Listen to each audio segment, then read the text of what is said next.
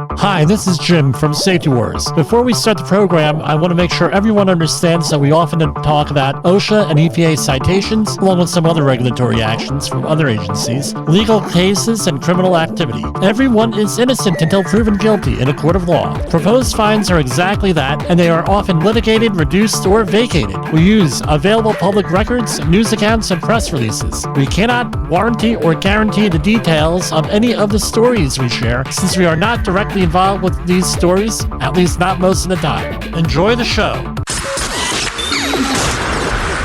This show is brought to you by Safety FM.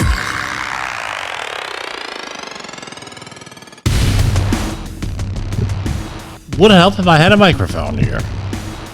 From the border of liberty and prosperity in the highway of the north is Safety Wars for Tuesday, August 5th, 2025. So, 2 years ago, a little bit over 2 years ago,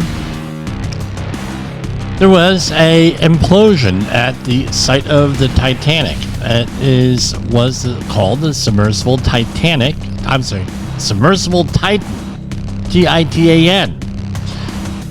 CG 1788361 in the North Atlantic Ocean near the wreck of the site of the RMS Titanic, resulting in the loss of 5 lives on June 18th, 2023. Sad thing is that there were a lot of indicators way before this, according to the U.S. Coast Guard report, which was issued today. Might have been issued late last night, but everything picked it up today, and I found out about it today. So, which is our custom. I mean, you look at these, unless you're looking at something on like PBS or some kind of Discovery Channel, mega disaster thing, you're not going to find too many people going through the actual report with you.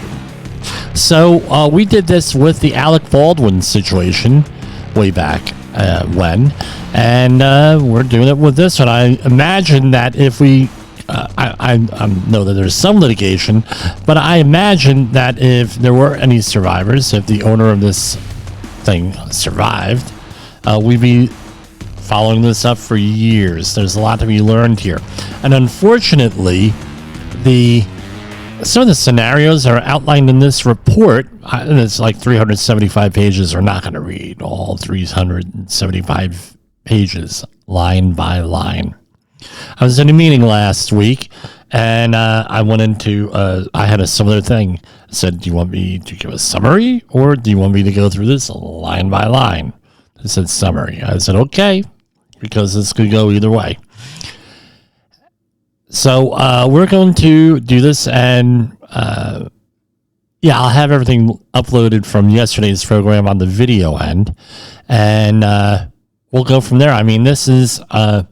we're going to be concentrating primarily on safety management at the company that owned this.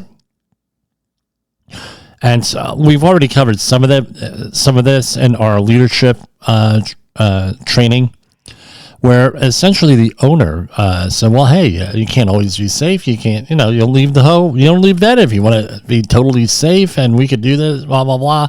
A very cavalier quote that he had, in my opinion, right? And I know it's ill to talk of the dead, right? But we're going to do that. I mean, let me do a share screen. Allow. All right. So here we have, let's see if we could expand this a little bit more. Yeah, so here we are, full page mode. So we're going to go through, I have the pages marked where we're going to talk about this, and let's start with page 1 of the report, the executive summary. So here it is. The implosion, and this is from August 4th, 2025, which is yesterday. Implosion of the submersible Titan in the North Atlantic Ocean near the wreck site of the RMS Titanic, resulting in the loss of 5 lives. 5 people died when the commercial submersible Titan imploded on June 18, 2023, in what is considered to be a preventable tragedy. The U.S. Coast Guard's Marine Board of Investigation into the fatal incident found that OceanGate, who owned this thing, OceanGate's failure to follow established engineering protocols for safety testing and maintenance of their submersible was the primary causal factor. The investigation further identified the need for proper corporate governance, a professional workplace culture, and improved regulatory oversight, in particular for novel, by the way, novel means new, vessel designs and operations. For several years preceding the incident, OceanGate leveraged intimidation tactics. Sound familiar, guys?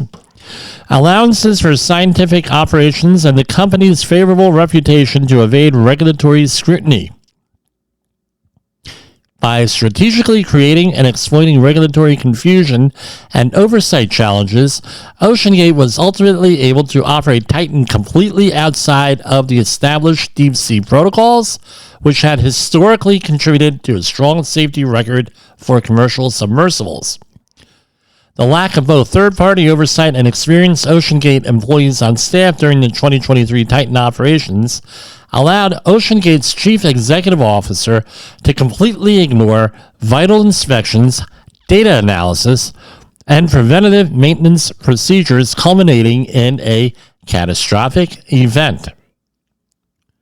I don't know. Sounds pretty familiar to me. Does that sound familiar to anybody here?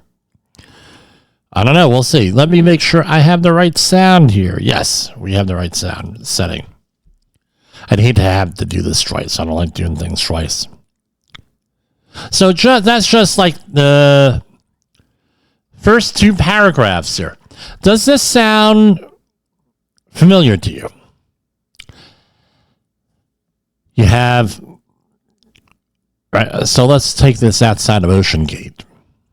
You're working for a contractor, you're working for a company, and they say, you know what, we have to have a safety professional on staff, or we have to have someone there to manage safety. So we're going to go and we're going to have a safety professional that's not experienced, a safety professional that maybe is new to this, a safety professional that is going to be a donuts and coffee type of safety professional, maybe not donuts, maybe bagels.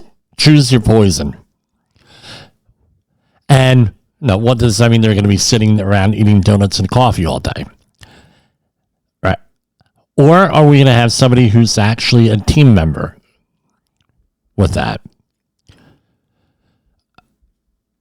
Sound familiar? How about the Rust situation with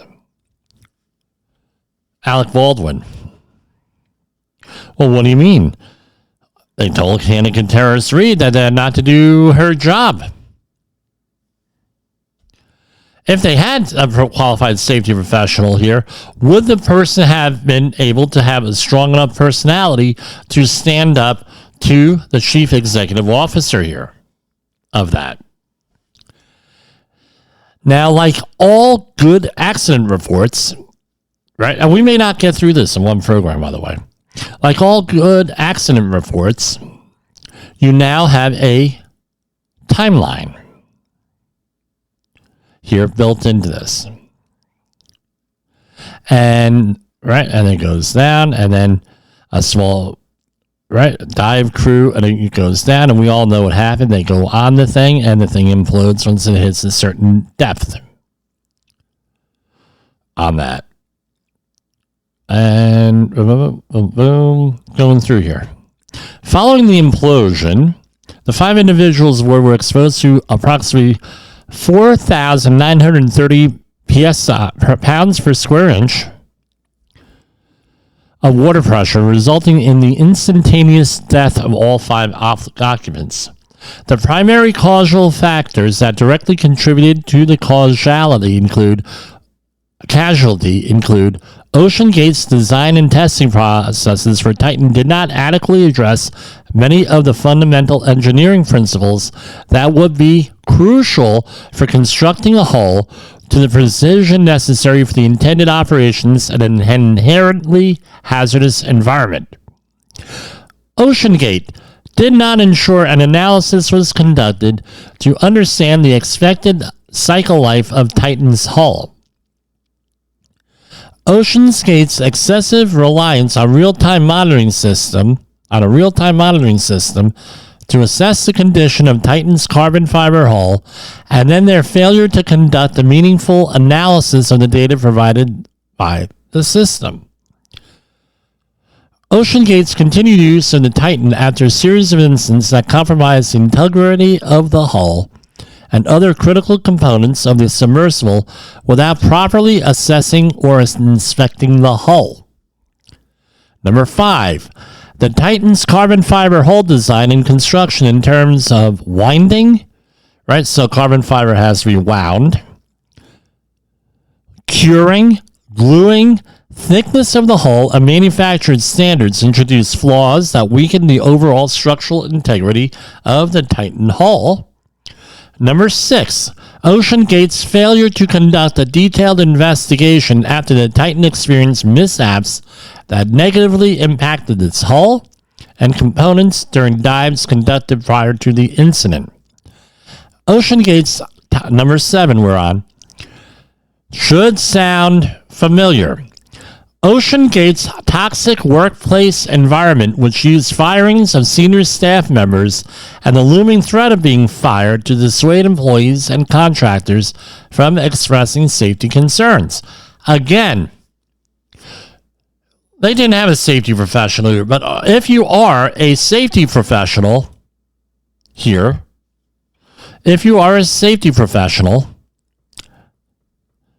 have you been intimidated at work?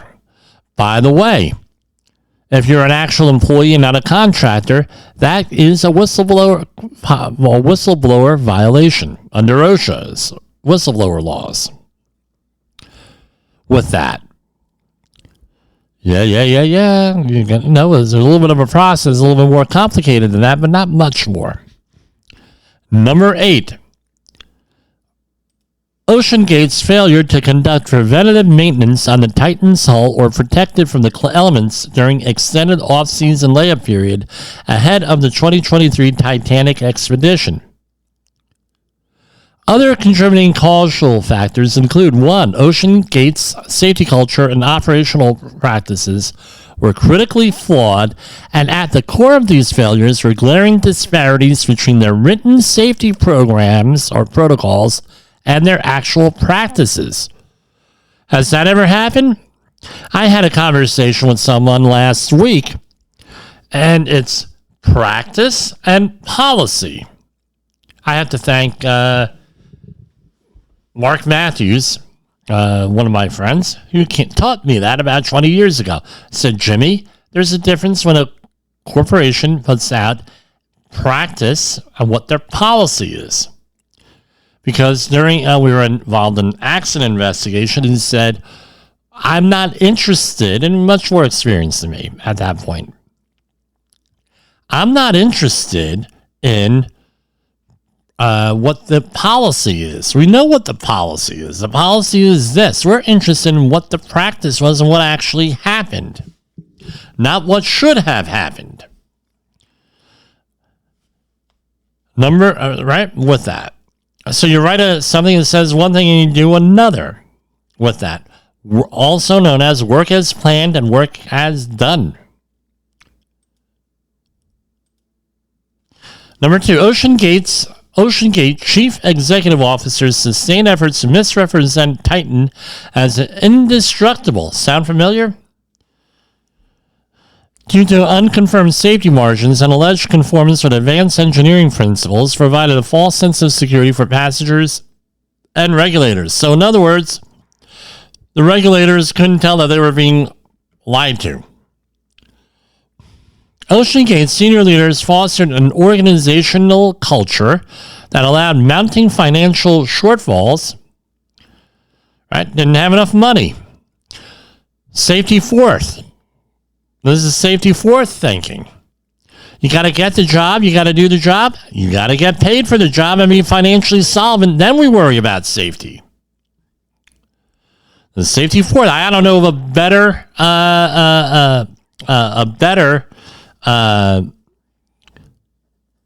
example of safety fourth.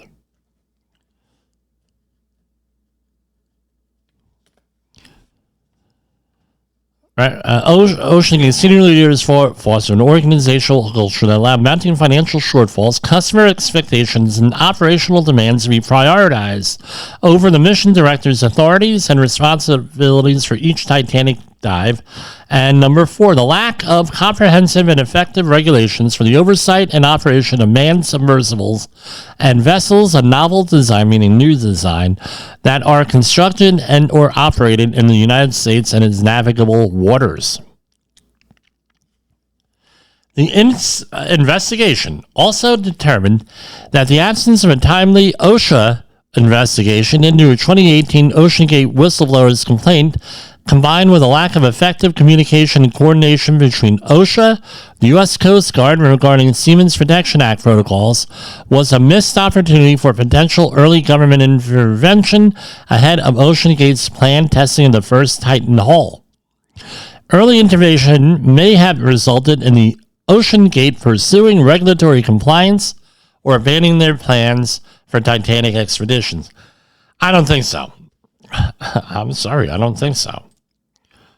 Not when you have a strong personality like that running things. Right? And again, the lure of everything, right? So, and this is like the opening credits here, right? Here, with this, that's the... I'm sorry, let me go back to the screen. That is the submersible there. With that, right? This is one of the ways around the, apparently around the regulations. Not registered or not documented with any flag, administration, or state authority. We don't need no stinking regulations here, right? And these are the people here, right? 5 people, I'm sorry. We have Richard Stockton Rush the third.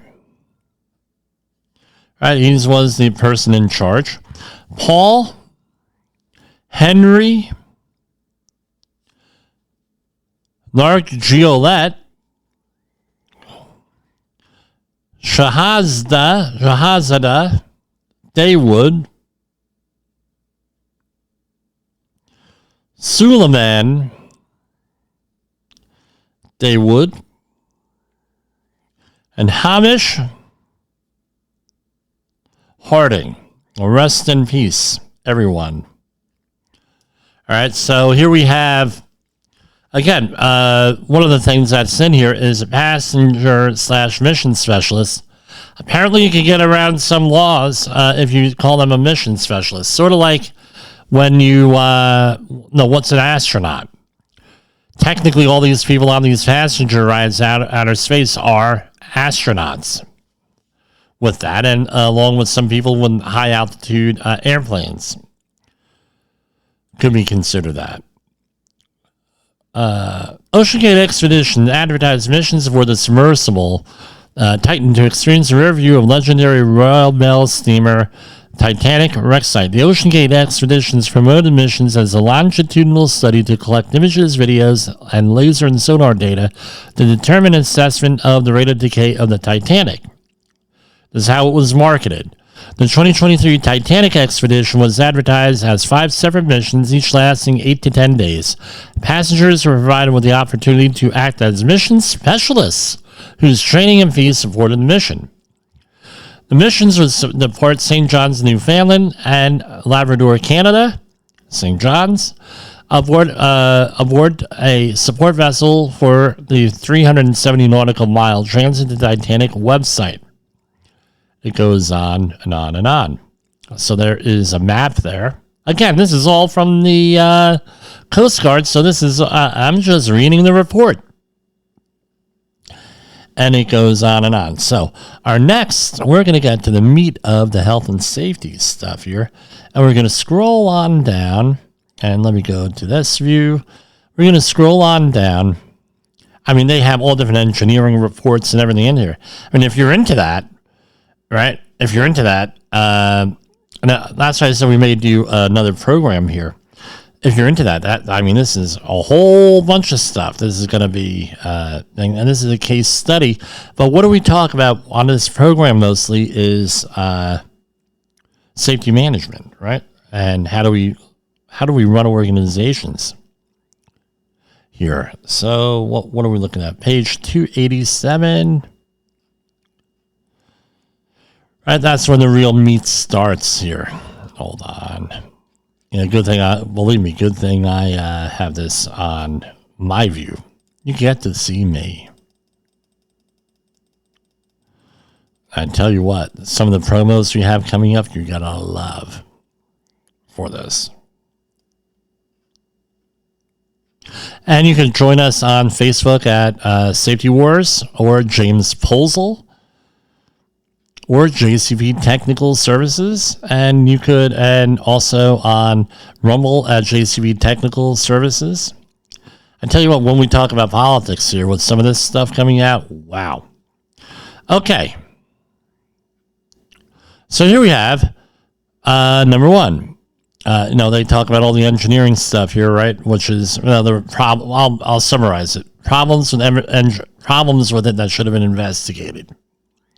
All different engineering issues here. Here we have 5.10. We're on page 287.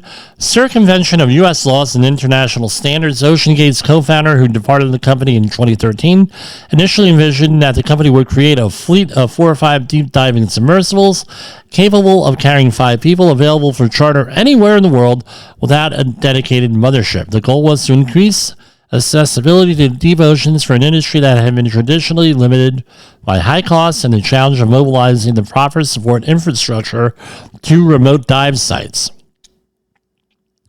Early on, OceanGate did not plan to build its own submersibles.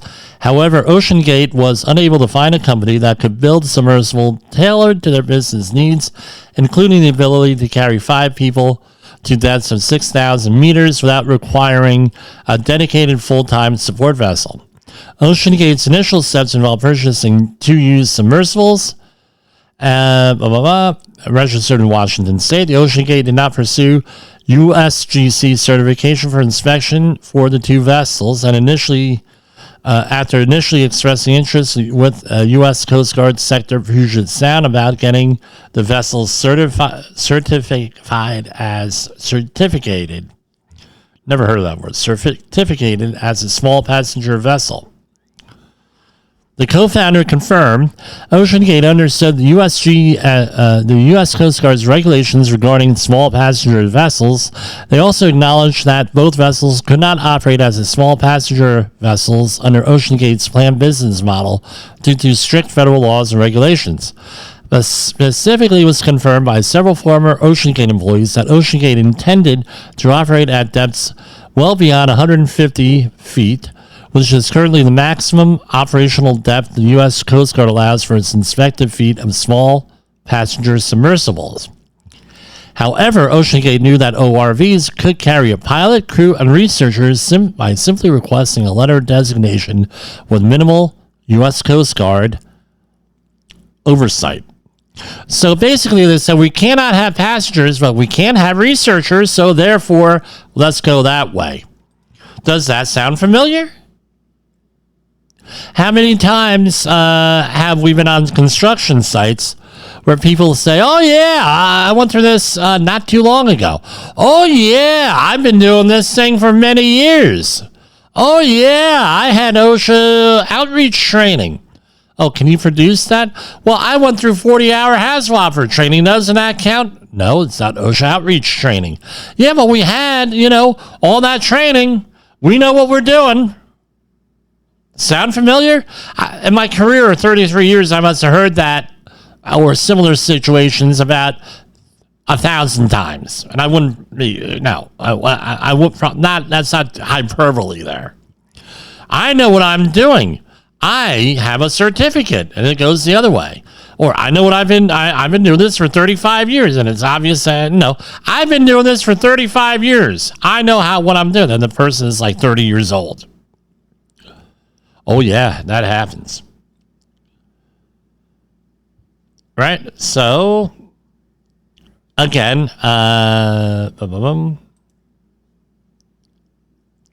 in 2011, OceanGate moved its operation to San Francisco's OCMI zone, where they requested and received an ORV letter of designation for one of the vessels that year.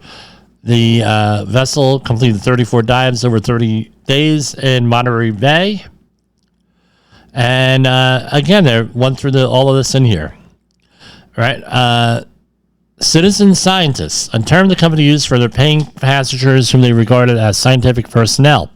As the co-founder explained during the interview, this model attracts diverse clientele, all of whom possess some financial resources, as participation comes with significant costs, ranging up to $40,000 per person, depending on the mission's duration and complexity. Wow, this is right going on and on and on. Over time, OceanGate's CEO changed the term used for their ORV passengers from citizen scientists to mission specialists, borrowing the term from the space industry. Mission specialist is not formally defined in the U.S. Coast Guard regulations and is rarely used in maritime domain. Each mission specialist word the submersibles paid either OceanGate, OceanGate Expeditions, OceanGate Foundation, or Argus Expeditions to participate in a dive. The payments meet the definition of consideration under U.S. law, which makes OceanGate's mission specialists passengers for hire, regardless of OceanGate's labeling. In my father's vocabulary, they're trying to be cute. All right, so the fact that they have to pay to go there means that they are, in effect, passengers. Right?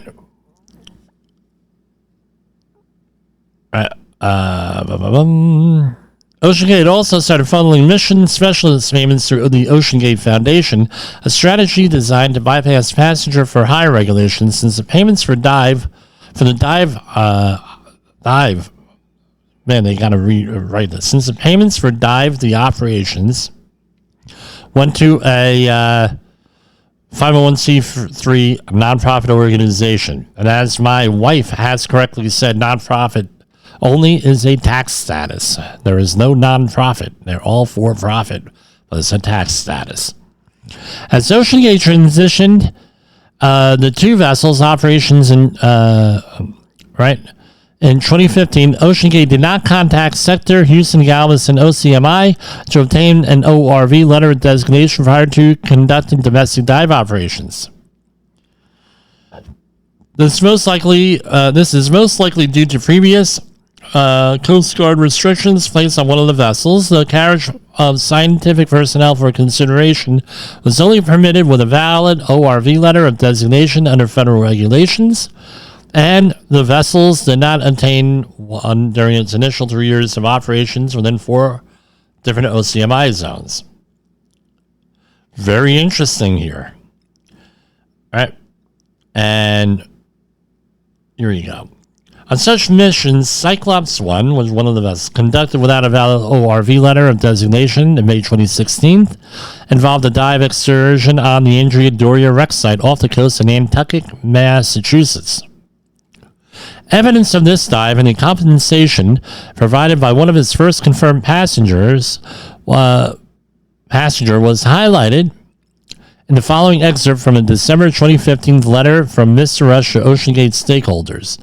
Quote, on a very positive note, the first potential client we contacted has committed to the $20,000 fee to join us for 2 days, including just 1 3-hour dive, and also has secured 2 more individuals at $20,000 each, despite our lack of significant supporting information. The Andrea Doria expedition, which departed Boston on June 2nd, 2016, and returned on June 9th, 2016, included paying participants who were described as mission specialists, even though the Cyclops 1 did not have a valid ORV letter of designation, right?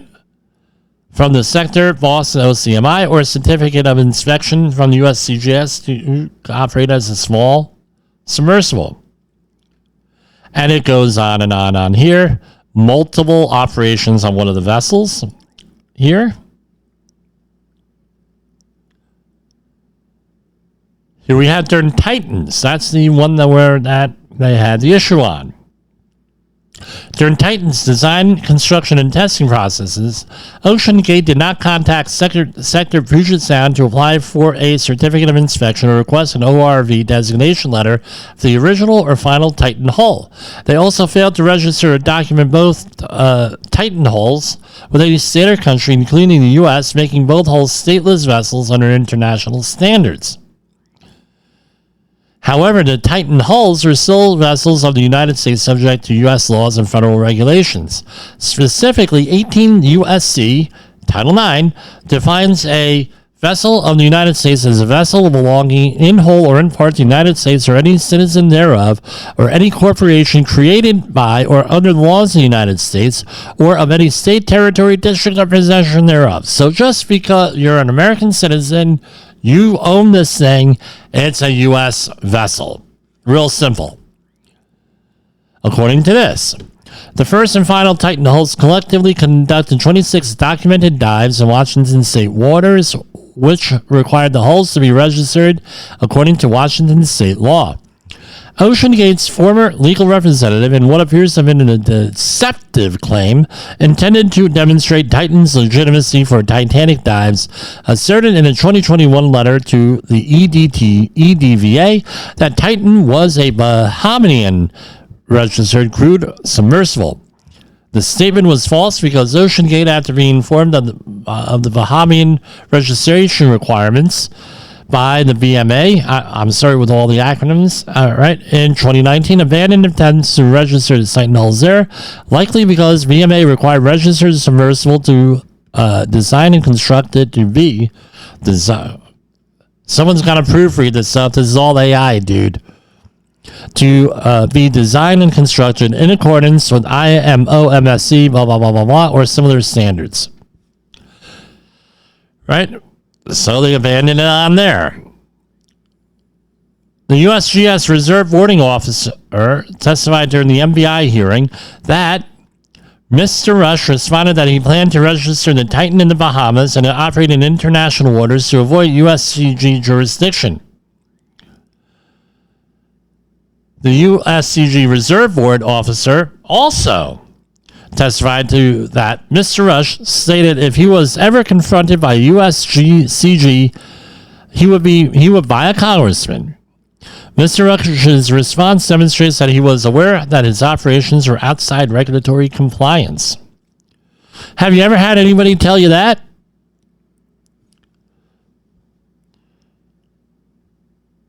Right? It comes in different forms. Anything happens, I'm just going to buy off OSHA. There were reports all through the years, can't substantiate them, that there was one particular OSHA area office where that used to happen all the time. Right? I'm not going to mention where. So, there were reports. I'll say that. Oh, what? We're going to have a problem with that? Why do you think I delivered donuts around the Christmas? I go, I have these fancy pastries brought in from wherever. Oh, yeah, that happens. That's why you can't, today working on a federal project, you can't give these people anything. They're not even allowed to, take coffee from you under some rubrics, right? Can't even get coffee, right? OceanGate was clearly aware of the compliance challenges it faced at the classification of states and goes on and on and on. So let's just say, right, that all different types of regulatory holes, right, in here, and deception.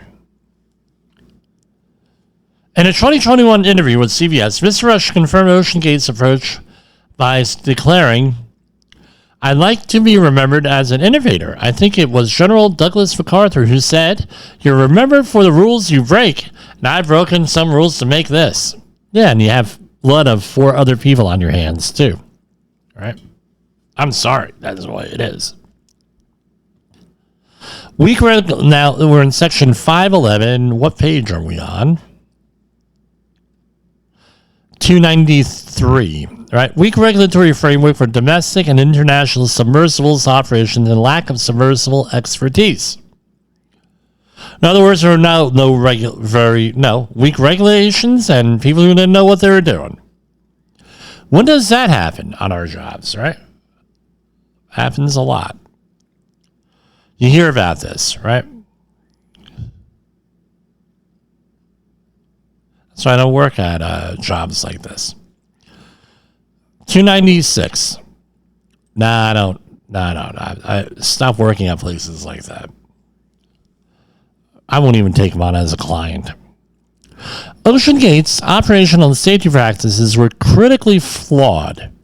This is Ocean Gate's toxic safety culture. This is relevant to us, folks. At the core of these failures was a disconnect between the company's stated safety protocols and its actual practices. While OceanGate's 155 HSE manual was ostensibly intended to guide high-risk operations, its substance and practical application were woefully inadequate. Only 4 pages of the HSE manual address dive-specific safety procedures, a substantial shortfall for a company centered on deep-sea manned submersible operations. This highlighted systemic issues where submersible safety protocols are either egregiously inadequate or willfully disregarded, leaving critical risks unmitigated.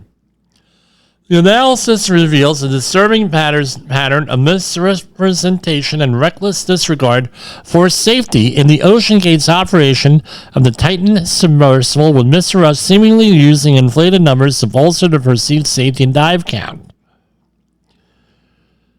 Right? Oh, I've done this a million times, never had a problem. That's what that is.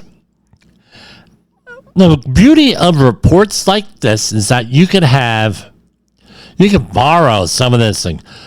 The analysis reveals a disturbing pattern of misrepresentation and reckless disregard. Wow. Right, and it goes into some technical details here. The limited testing of the final Titan hull directly contradicts any claims of rigorous validation. A mere 11 operational dives to shallow depths is woefully inadequate to assess the structural integrity and long-term performance of a submersible designed for extreme pressures at titanic depths, raising serious questions about OceanGate's adherence to established engineering practices. Compounding these issues, the company's leadership structure concentrated virtually all decision-making power in the hands of its CEO, Mr. Rush. Although OceanGate had a board of directors, Mr. Rush's dominant behavior rendered it largely ineffective. MBI witnesses described the board meetings as informational, with Mr. Rush showcasing accomplishments and dictating decisions. So this is the over-reliance on heroic measures of one person, which is traditional safety. So you need to have, if you want to build a safety culture, it has to be diverse, true diversity, which is intellectually diverse, different points of view, different experiences, different expertise. With that, which is the true diversity that we should be promoting. Here we had one man in charge with a very dominant personality. Right, MBI witnesses describe board meetings and its information with Mr. Rush showcasing accomplishments and dictating decisions. The MBI determined the OceanGate's board of directors, despite the appearance of diverse expertise and practice, functioned primarily as a figurehead to add credibility to OceanGate's operations. The inclusion of a retired Coast Guard admiral to help ensure their regulatory compliance was disingenuous, as the retired admiral confirmed during an MBI interview that he that's a Marine Board of Inquiry, right, interview, that he had no marine safety background or expertise when he was added to the board. The retired the Coast Guard Admiral couched the board's role as strategic-based, and he confirmed that Mr. Rush was not a person who sought, to the best of my recollection, this is a quote, a lot of input from the members of the board or direction. It was mostly from Stockton. This is the plan, that this is the way we're going, and the board would discuss, that's Stockton Rush, right? The board would discuss, question, comment on, let's say, the way ahead. Overall, the MBI believes Mr. Rush deliberately sidelined OceanGate's board and did not solicit its collective expertise so he could proceed unchecked with his vision to conduct Titanic expeditions regardless of any mounting safety concerns. This style of top-down leadership, which was displayed during all OceanGate operations investigated by the MBI, fostered a culture in which operational objectives consistently overruled safety priorities. Employees, particularly in technical and operational roles, were dissuaded from and belittled for voicing concerns, creating an environment where safety was sidelined and concerned employees were either resigned or were terminated. A prime example of Mr. Rush's disregard for opposing views from his senior staff was evidenced during his meeting with his Director of Operations on January 19, 2018, following an internal safety inspection of the first Titan hull conducted by the Director of Operations. After the Director of Operations made the point that OceanGate had hired him to take a conservative approach to safety, Mr. Rush made the following statement to the group assembled for the meeting. Quote, that's why we hired the Director of Operations, you know. It is for that level of detail and safety approach to it was the primary attraction to bringing the Director of Operations on board. And now we've gotten to a point where his experience and his estimation of the correct way to do it is fundamentally opposite of the approach that I want to take. You could not, I'm going to tell you what, you could not make this up. Holy Louvno. I can't believe it. Let me read that again.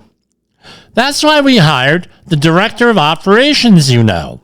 It is for that level of detail and safety approach to it was the primary attraction to bringing the Director of Operations. So we hired him because of his level of detail. And now we've gotten to a point where his experience and his estimation of the correct way to do is fundamentally opposite of the approach that I want to take. Earlier in the conversation, Mr. Rush also made the statement that he would not force people to join his religion if they were opposed and held opposite views. When considering the Director of Operations was fired shortly after the meeting with Mr. Rush, the message was clear to OceanGate's remaining senior staff that opposing views needed to be completely stifled. Sounds familiar, doesn't it? I tell you what, we're on this bridge. You're being a pain in the ass with the fall protection, requiring us to wear fall protection. We got all this other crap. Someone falls off the bridge. No, and therefore, because you're a pain in the ass, you're getting fired. Get the hell out of here, pick up your stuff, and get out. The guy falls down off the bridge. Right, a short time thereafter. Yeah, that sounds familiar. Here. The MBI noticed that many of OceanGate's engineers lacked the specialized knowledge for designing deep-sea submersibles, leading to significant capability and knowledge gaps. A former OceanGate director of engineering described the building and operation of the first Titan hull as akin to a high school project, underscoring the inadequacies of the team's skills and experience. Despite these shortcomings, engineers were pressured by Mr. Rush to meet ambitious deadlines, often at the expense of addressing critical design and engineering flaws. This prioritization of the operational dive schedule left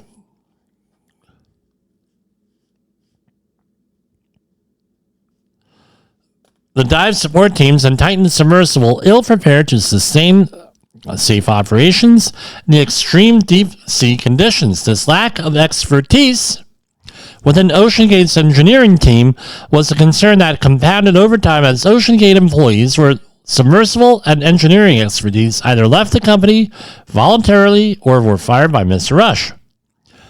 Example of OceanGate CEO's disdain for traditional submersible safety protocols were abundant. For example, in one incident, Mr. Rush opted to use only 4 bolts to secure Titan's 3,500-pound forward dome to the submersible because it took less time, despite the design requiring 18 bolts. The director of engineering at the time raised concerns over the reduced volts and was ignored. This shortcut became an issue during the 2021 dive while being hoisted to the Horizon Arctic's aft deck. The Titan suffered a catastrophic failure. The forward dome's bolts sheared as it transitioned from the ramp to the horizontal surface, causing the dome to detach and fall onto the platform. But of course, nobody was injured. This incident, right? So it wasn't a problem. I'm adding that, but it says something different, but that's basically it. The dismissive approach to safety culture was not limited to engineering decisions. OceanGate's management actively retaliated against employees who raised legitimate compliance-related concerns. In 2017, a U.S. Coast Guard Reserve petty officer employed by OceanGate warned the company's front office about regulatory noncompliance. Mr. Rush reportedly responded to concerns with hostility, and the U.S. Coast Guard petty officer claimed Mr. Rush told him he could buy a congressman, quote unquote, if the U.S. Coast Guard ever became a problem for his Titan operations. In 2022, a contractor hired by OceanGate raised safety concerns about the navigation system, the way the navigation system was being utilized to track and communicate with the Titan.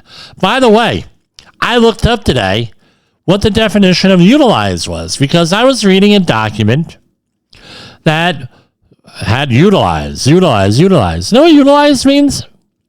Utilize means to use in an unintended purpose or questionable purpose. So, again, words mean things. It's being utilized, meaning it was being used improperly to track and communicate with the Titan. Specifically, concerns were raised regarding the constant errors with the Titan's tracking and navigation system, which stemmed from OceanGate's decision to use Titan's tracking system as their sole communication, again, single point failure, capability with Titan's communication and tracking team. The same contractor brought up the concerns raised by mission specialists after they heard a loud bang inside Titan while ascending close to the surface from Dive 80. When the contractor voiced their numerous safety concerns to an OceanGate director, the director told the contractor, "You have a bad attitude. You don't have an explorer mindset, you know. We're innovative, and we're cowboys, and a lot of people can't handle that." The contractor voiced these concerns was subsequently sent home prior to the expiration of her contract. The employee firing sent a clear message at raising legitimate safety concerns, as encouraged in an excerpt from OceanGate's ASC included in Figure 273, was not only unwelcome by OceanGate in practice, but often led to the employee's termination. Thus, OceanGate's employees felt that raising concerns could jeopardize their potential careers at OceanGate and in the broader submersible industry if they became labeled as a problematic employee. It's probably a small industry, so that's probably a legitimate concern by the employees there. Here it is.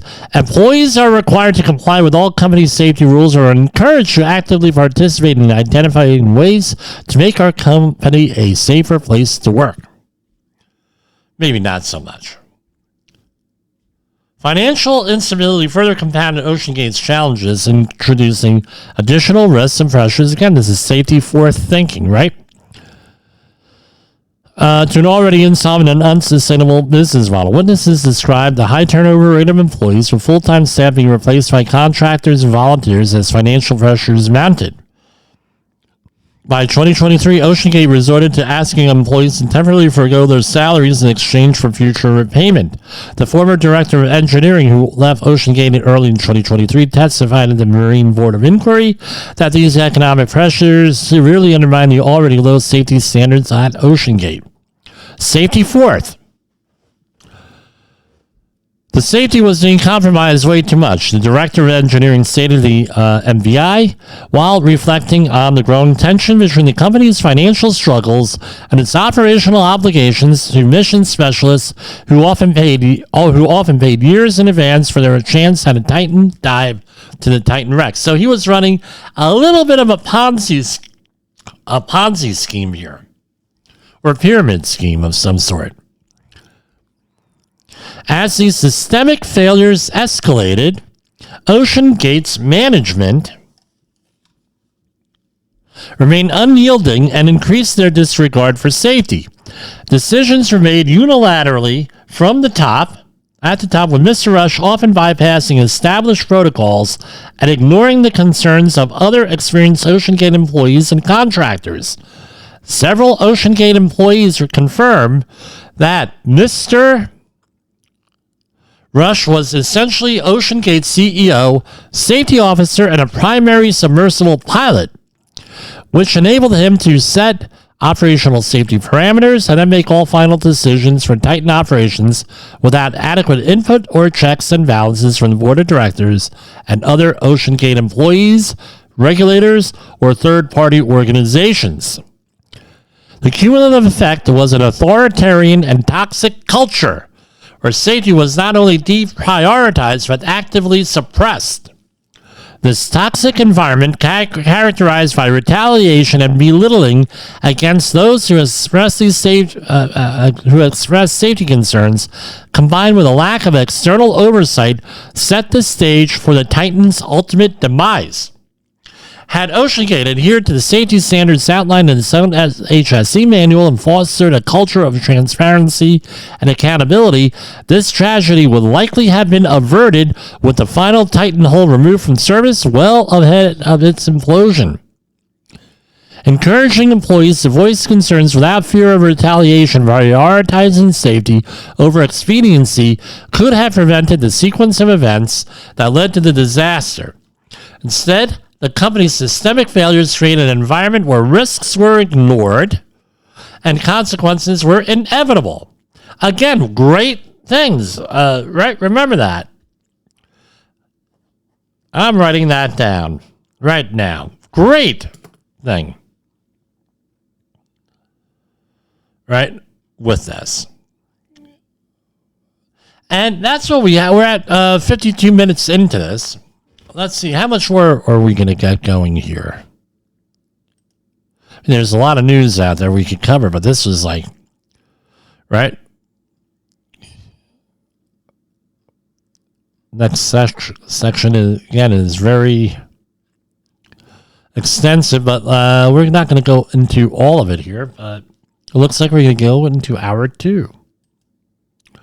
Undermining authority and overriding established hierarchy, 5.13. The safety of the Titan submersible operations was a critical concern given the extreme depths. According to OceanGate's HSE manual, the mission director was responsible for monitoring, directing, modifying, and potentially canceling a dive operation when it was determined that an unsafe condition existed. The mission director was also responsible for ensuring all pre-dive checks were completed for all procedures and equipment prior to commencing a dive. As OceanGate's key decision-maker, Mr. Rush cultivated an environment where safety concerns of the mission director were often dismissed, diminished, or overruled, leading to numerous hazardous situations during OceanGate's dive excursions.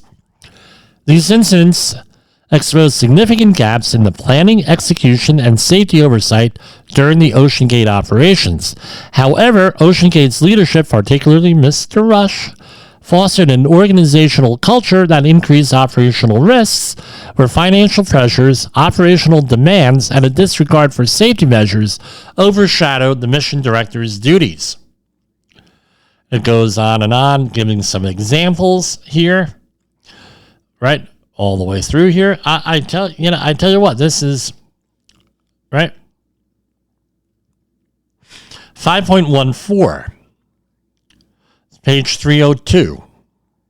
The absence of a designated director of safety management and risks. The investigation into OceanGate's safety risk assessment processes revealed several critical deficiencies that compromised the safety of their operations, particularly during expeditions to the Titanic wreck site. One of the most significant issues is the absence of a director of safety. The role of the director of safety is clearly outlined in the manual, specifically, and it goes on, blah, blah, blah, right? And employees indicated that they consider Mr. Rush to be the default safety officer. This lack of a dedicated director of safety meant there was not a designated individual accountable for overseeing the safety program, leading to a breakdown in safety oversight. Instead, the mission director was responsible for the dives and safety for each mission. How often does that happen with a large work crew? Yeah, I'm the foreman. I'm also handling safety. Or, you know what? That guy who's here for the summer on the summer crew, he's a safety guy or safety person. Usually it's men who do this, but, women wouldn't do this. I'm sorry. That's my experience. With that, and I'm sticking with it. Instead, the mission director was responsible for everything, right? However, the mission director who reported directly to Miss Rush was frequently overruled by the pilot on submersible-related safety issues, creating confusion in decentralized safety structure that lacked clear lines of authority and responsibility. In other words, no one's responsible. In terms of risk management, OceanGate used a system that involved the risk index, which considered anomalies and strikes to assess unusual events that could impact dive decisions. The risk index considered factors such as crew health, crew experience, and equipment condition. When deviations from the perfect situation occurred, each deviation was supposed to be counted as an anomaly, with multiple anomalies being equivalent as a strike. A strike was defined in the HSC manual as a significant safety issue, and if 3 strikes were identified, then the dive was to be canceled. The MBI found no instance where an OceanGate dive was canceled due to accumulated anomalies or strikes. Right? And it goes on and on. Basically, no clear evidence to suggest that this system was properly applied, and there was no documentation on about how the risk index for each dive was calculated. Also, former OceanGate employees and others interviewed were unaware of how the risk index was calculated and left the assessments completely up to Mr. Rush. Right, going on. Basically, he was responsible for everything. There's no documentation. Nobody knows how he got to this place with the decision, and it goes on and on and on. So, we're going to cut it right there. That's hour 1. For our Safety FM family, we're going to go to our outro, and then we are going to wrap things up there. So, we'll see you in the next hour. The views and opinions expressed on this podcast are those of the host and its guest and do not necessarily reflect the official policy or position of the company. Examples of analysis discussed within this podcast are only examples. They should not be utilized in the real world as the only solution available, as they are based only on very limited and dated open source information. Assumptions made within this analysis are not reflective of the position of the company. No part of this podcast may be reproduced, stored in a retrieval system, or transmitted in any form or by any means, mechanical, electronic, recording, or otherwise, without prior written permission of the creator of the podcast, Jay Allen.